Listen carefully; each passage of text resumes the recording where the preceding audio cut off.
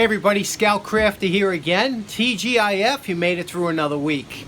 And today, I'm doing Friday's video today, and we're having a little bit of a nor'easter. And you know how I love the rain. We're supposed to have some heavy rain for the next few hours. But the reason I'm dressed like this is because this Saturday, tomorrow, I'll be at Jacktown, the steam engine show. I'll put a link in the description. And you know, that's in Bangor, Pennsylvania. And I'll be there from about 7 a.m. to about 11, so I'll be walking around, and this is basically what I wear. A lot of people don't recognize, you know, I wear glasses. I don't need them, I just need them to see. So I will have my glasses on, and I will have red jacket, red backpack, and sometimes a Marine Corps hat on because a lot of the vendors recognize me that way. So if you're in the area tomorrow in Pennsylvania, stop by. You'll really enjoy the show. It's always great. But let's see what we got downstairs today. We are down the shop again, and I wanted to start off today with something called Lenticular. I don't know if you ever seen. I collect Lenticular items. They were big in the 60s. They were really big. They had buttons and all kinds of things. But I just picked up a couple of these postcards. Let's check it out. These were called multi-motion, and what they were postcards that, if you looked here, you could see this was the Last Supper, or so to speak. And when you tilted the card a little bit, it would become the head of Jesus. So this was big in, like I said, in the 60s. These were all over before holograms and things like that. So I always thought these were pretty cool as a kid. You know, they would be all over the place. You would get them in cereal boxes and trading cards and things like that. But it's they just change from one scene to another because of the lenticular. It's a type of plastic that only allows you to see through one way. So pretty interesting, right? Now, the other day, my buddy Kent and I were talking about a tool warranty abuses. And years ago, some companies would, like Sears, would give you a lifetime warranty on some tools, and which is a fantastic thing.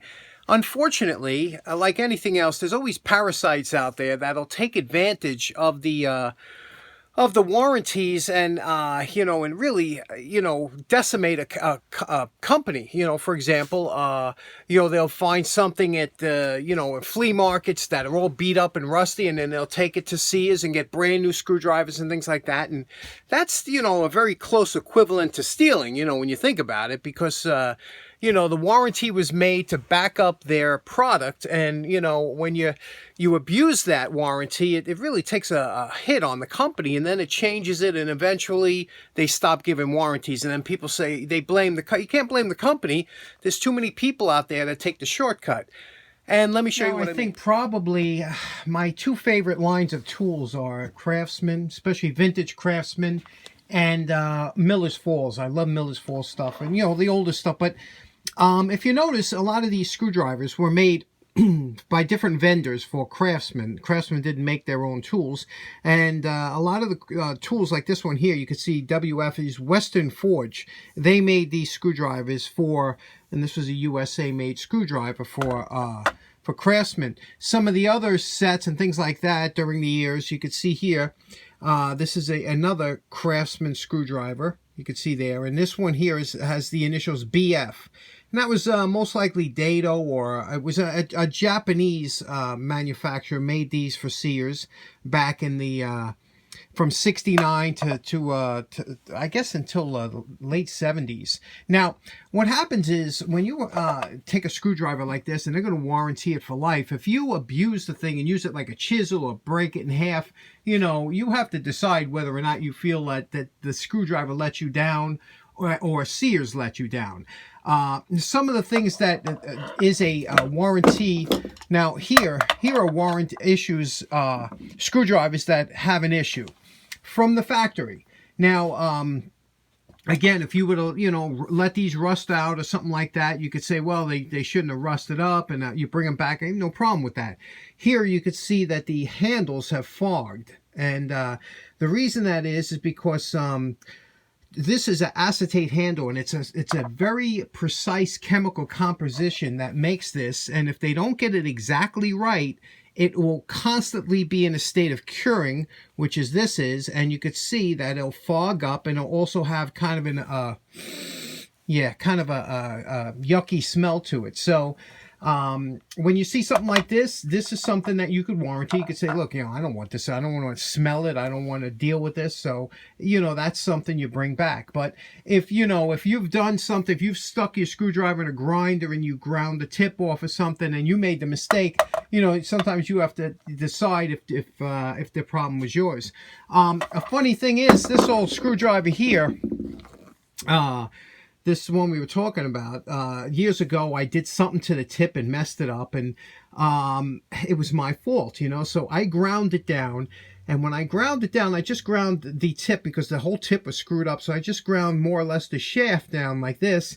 Do you know this is probably my most used and one of my most favorite screwdrivers, because this thing fits so many smaller screws that other screwdrivers won't fit, and just from regrinding down. And that's what we're going to talk about today, is regrinding, because my friend had a couple screwdrivers that the tips are messed up, and he was wondering what to do. So let's talk about if you that. screwed up a screwdriver and it was your fault, there's no problem. Sometimes it's a blessing in disguise, because you can make a custom screwdriver.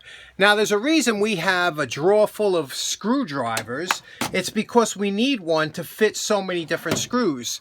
And I'll show you what eventually, I mean. if you come across a gunsmithing or a good screwdriver set, you really should pick one up. We covered this before, but I want to show you in detail why that is. It's because if you look at a screw, a flathead screw, you can see that is a slot in there, and it's parallel sides. It's not at a V, it's parallel sides. It's a complete slot that runs down the head of the screw. Now, if you look here, on this chart here, you could see that the screw should fit like this. You want no gaps in there. You want the exact, everything to be filled in. Now, unfortunately, the screwdrivers that we have today don't come hollow ground. They're all flat ground, and you can see here's a perfect example. You can see it's flat, and they try and get the grind all the way up to make that angle as little as possible, but you could see it's still an angle, and that angle, and they're all like that, all the screwdrivers, except if you get a lot of times a cabinet maker screwdriver, or if you get these slotted inserts, and you can see these inserts, they're hollow ground, and that's so that you get more of a flat area, so that'll fit better in here. Here's a perfect example of how a screwdriver with a hollow ground should fit. You see that there? There's no gaps. When you turn this on the side like that, that should be a solid fit. And unfortunately, when you have a regular slotted screwdriver like this, that has a grind on it that's not hollow, you could see here, you could see how much wiggle room there is, and you also have that acute angle that's going to want to cam out of the screw. And this is an exaggerated example. What would happen if you tried to use a screwdriver like that, and that screw, it's going to, once you put any torque on it, the angles are going to want to push that out of the screw. So it's very important. You got to decide what kind of grind you want. So my grandfather used to love when he found the screwdriver that was beat up, because he would make it into a hollow grind. So then you're saying to yourself, well, if screws are flat like that and have a parallel slot, why do they make screwdrivers at an angle? And the only answer I have to that is, I have no idea. So we're going to try and restore this tip. This is an old Service Star. It was probably made by one of the same companies that made the screwdrivers for Sears or whatever. You can see it's fogging up, whatever. But look here, look at the tip on this. It's all screwed. This was used to probably mix epoxy. The tip is twisted. Somebody really put some heavy torque on there. So, but it had a nice long flat, had a longer grind. The longer this grind is, the flatter it is when you get there. So let's see what we can do with this. First of all, let's clean it up. Okay, we cleaned up the tip. You see the very tip of it that was bent and everything? Well, that's garbage anyway. So we took a hacksaw and just cut the tip of that off. You could see. Took about 1/4 inch off. Now we're down to some good, fresh, clean metal. And now we could start the regrind. Now, in order to get that hollow grind, we're going to use the drive wheel of the 6-inch belt sander to get that nice curve into that finish. And we're going to rotate it a lot, not letting it get hot, and make sure it stays cool, not to destroy the temper.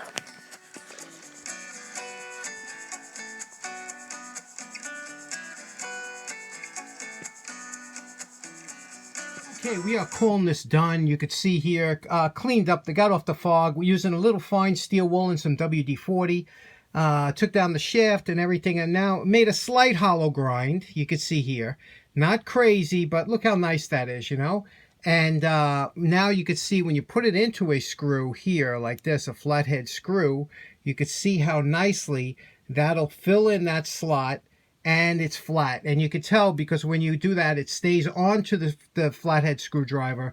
And, you know, so like I said, you know, no reason to warranty a lot of tools that you can just regrind and make it something, or some of the old ones that don't have a warranty, lifetime warranty, just put them back in service. Let's see what else we got. Okay, next up, I found a really nice pair of Kraeuter unusual pliers. I don't think you've ever seen them before. Let's check it out. And here they are. Is this not one of the most beautiful Kraeuter pliers you've ever seen before? This is a Kraeuter high power 820 model. This is an 8.5-inch model.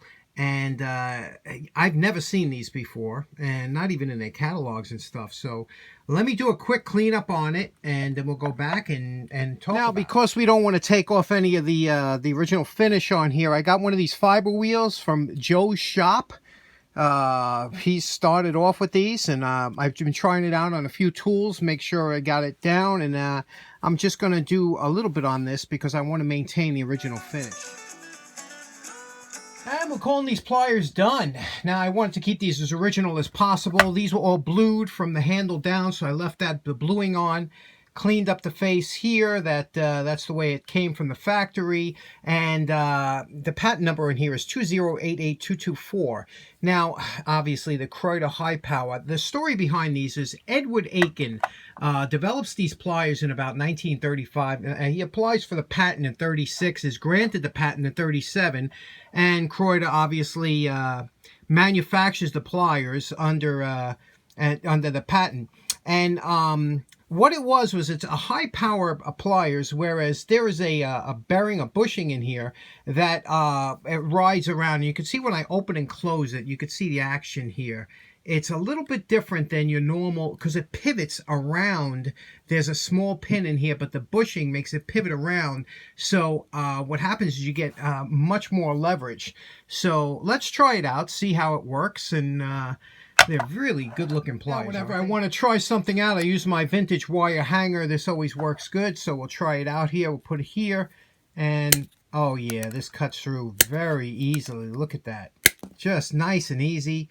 And I could see where you get the extra leverage on here. But what I like about them is the feeling in the hand. It's very ergonomic. This little kickback here at the bottom really makes a difference when you're holding it in the hand. It rests comfortably against the palm. It gives the swell of your fingers, fits right into the here. So no matter which way you hold it, and it's a real joy to use. I have a little lubricant in here that's seeping through. But just a beautiful pair of pliers. Something I don't think you've ever seen them before. Kraeuter high power 820. This is the 8.5 model. I've never seen them before, and I'm a big Kraeuter fan, so pretty interesting. So in closing, I'm surprised that there aren't more of those pliers floating around, because they do seem like an attractive pliers, and they worked very well. So I'm curious to know why there aren't more of them floating around. Anyway, I hope you enjoyed today's episode, and hope you have a nice weekend. Take care now. Bye-bye.